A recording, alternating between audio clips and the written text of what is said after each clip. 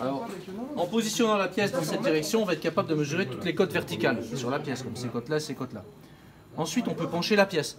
Donc, en penchant la pièce dans cette direction, on va être capable de mesurer les côtes qui correspondent à cette direction. Par exemple, la hauteur 5, plus ou moins 0,1. Donc pour ça, il suffit de mesurer la hauteur de la pièce, plan vers le bas. Puis je vais mesurer cette hauteur-là. Et je vais demander à la machine de calculer la distance entre les deux dernières mesures, ici. Donc là, j'obtiens 5 et 3 microns, qui est tout à fait conforme. Le problème que je vais avoir, c'est pour mesurer dans la troisième direction. En effet, la pièce a une surface inclinée, elle va se retrouver comme ça. Et ici, on a une petite patte. Donc cette petite patte va nous empêcher de positionner la pièce correctement. Mais on va ruser, on va utiliser des cales étalons. Donc ce qu'on va faire, c'est qu'on va utiliser des cales étalons plus hautes que cette patte-là. Donc je prends par exemple une cale de 20 qui est largement plus haute. Le problème, c'est que si je prends une seule cale de 20, la boîte c'est bancal. J'ai besoin de 2 cales de 20. Il n'y a pas 2 cales de 20 dans la boîte. Je vais donc fabriquer un empilement de 20 mm. Par exemple, en prenant 10, plus 9, plus 1.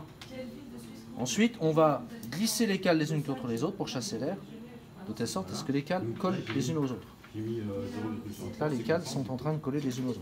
J'obtiens maintenant 2 empilements de 20 mm. Je peux maintenant mesurer les dimensions de la pièce dans ce sens-là. Par exemple, la largeur de la rainure ici, la largeur de la rainure qui doit être de 8 plus ou moins 5 centièmes. Je me positionne comme ça. Dans cette direction, ça correspond à 2 plans. J'appuie ici, plan vers le haut, puis plan vers le bas, et la machine va calculer directement la largeur.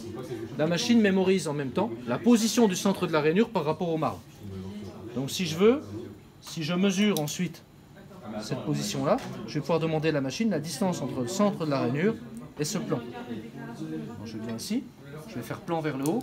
Aux incertitudes près, je dois retrouver les dimensions des cales étalons. Et ensuite, je vais demander distance entre les deux dernières mesures. Donc là, j'obtiens 14,966, qui correspond à cette tolérance de 15, plus ou moins 0,2, il me semble.